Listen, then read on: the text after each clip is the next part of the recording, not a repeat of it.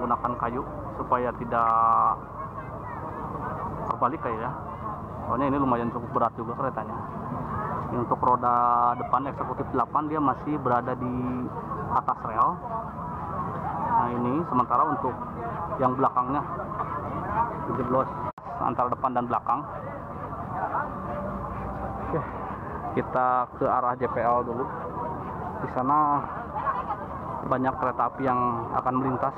Jadi memang untuk kereta api ini bergantian ya melintasnya. Kita sambil menunggu kereta tren. Punten.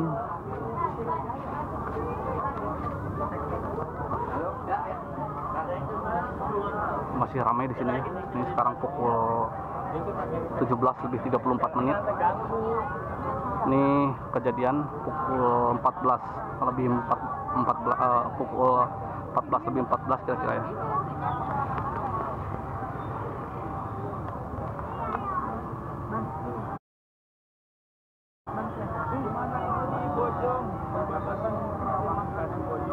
Ini nih ya, ini bagian belakang gerbong pembangkit atau kereta pembangkitnya sampai benar-benar menyentuh rel karena memang untuk bogi atau rodanya itu terlepas. Masih ramai. Ini KA Brantas ya masih tertahan. Ini kemungkinan bakal ada yang masuk lagi dari arah barat.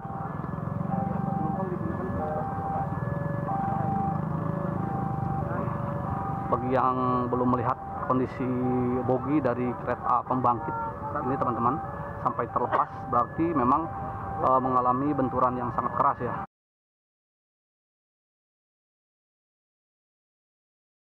Anjlok itu sebenarnya di jalur 2 ya, tetapi karena posisi anjloknya masuk ke jalur 1, jadi jalur 1 dan jalur 2 itu terkena imbas.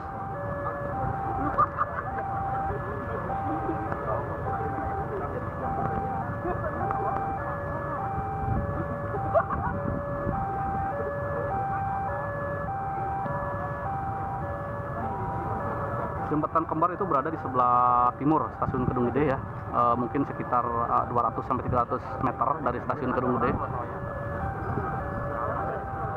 Ini penumpang KA Brantas masih menanti diberangkatkan kembali karena memang untuk kondisi saat ini kereta api yang melintas di stasiun Kedung Gede itu harus silih berganti ya. Jadi beberapa kereta api itu tertahan di stasiun-stasiun sebelum stasiun Kedung Gede seperti stasiun Kerawang, Bekasi, dan Lemah Abang.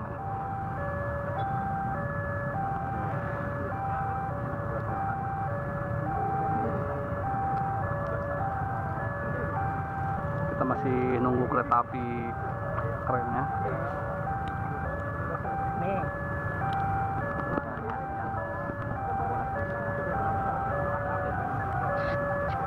Bukan tabrakan ya, tapi anjlok.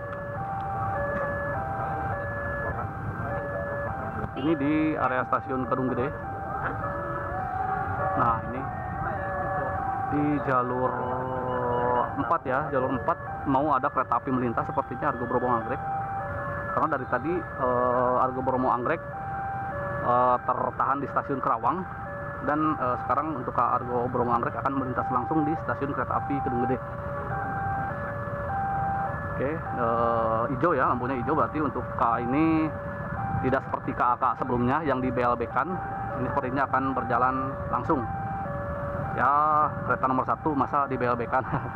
Ya, tapi kalau memang harus BLB ya harus ya. Untuk informasi saat ini untuk korban jiwa tidak ada ya, kemungkinan luka-luka aja. Ini kereta api melintas di area ini Argo Bromo Anggrek ya, yang seharusnya kereta ini sudah sampai di Gambir. Ini jam segini masih di Kedung Gede ya.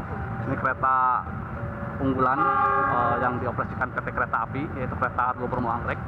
Teman-teman lihat ketika kereta-kereta lain di BLB-kan, kereta Argo Bromo Anggrek ini bablas ya ke arah barat atau ke arah stasiun akhir Gambir. Ini kereta kompartemen ya, kereta mewah coy, kompartemen.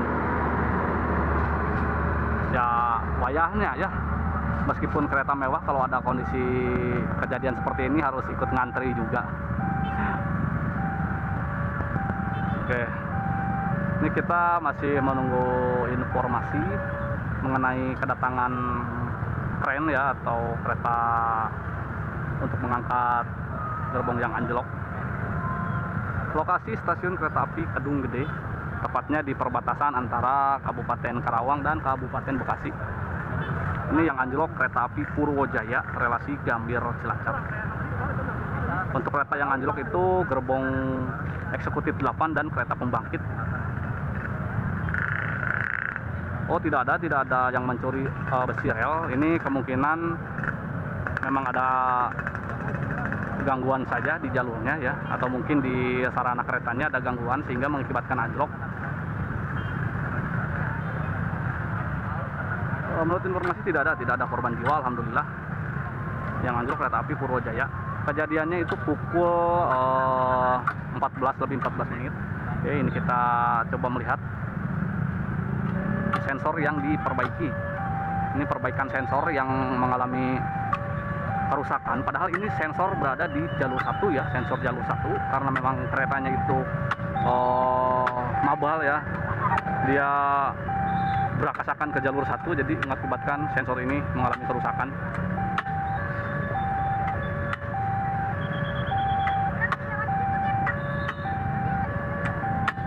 Oke, ini kereta api akan melintas lagi. Kemungkinan masih dari arah timur. Ini kasihan berantas dari tadi ya, masih menunggu diberangkatkan. Ini lokasinya di stasiun Kedung Gede atau di perbatasan antara Kabupaten Bekasi dan Kabupaten Karawang. Wah, ini ada yang masuk ke area steril. Sebenarnya nggak boleh ya, ini udah dikasih tanda rapia ini ke arah sana itu area steril. Jadi kita kalau mau melihat hanya di balik tali rapia ini ya, nggak boleh masuk ke sana karena ini lagi proses evakuasi dan juga identifikasi.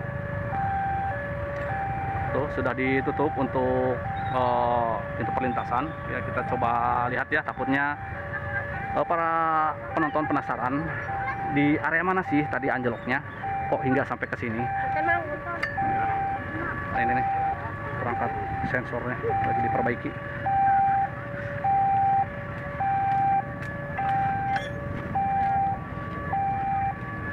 Nah, dari sana ya, tadi anjloknya dari sana, itu dari arah Jakarta.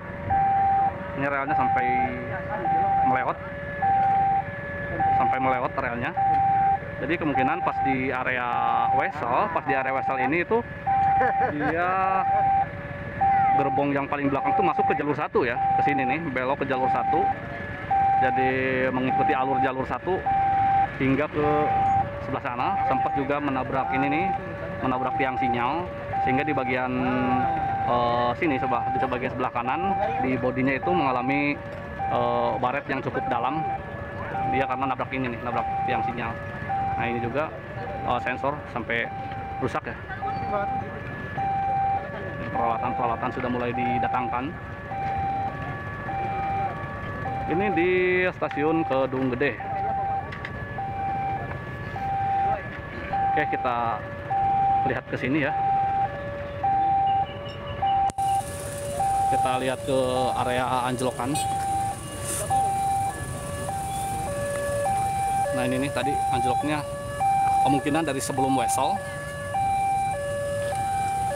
Untuk kejadiannya tadi sekitar pukul 14 menit. Nah, ini nih relnya ini sampai bukan rel, bantalannya ya, bantalannya sampai hancur. Karena memang dari sana sudah anjlok, terus si kereta pembangkitnya itu dia ngikuti jalur 1 ke sini ya. Jadi nginjeknya malah di jalur 1 yang seharusnya di jalur 2, dia nginjek di jalur 1 karena anjlok. Nah, jadi ngedrip lah gitu ya. Untuk roda depannya berada di jalur 2, sedangkan untuk roda belakangnya berada di jalur 1. Jadi ngedrip lah gitu, kalau ngelihat yang konten-konten train simulator suka ngedrip gitu ya. Ya kira-kira seperti itu.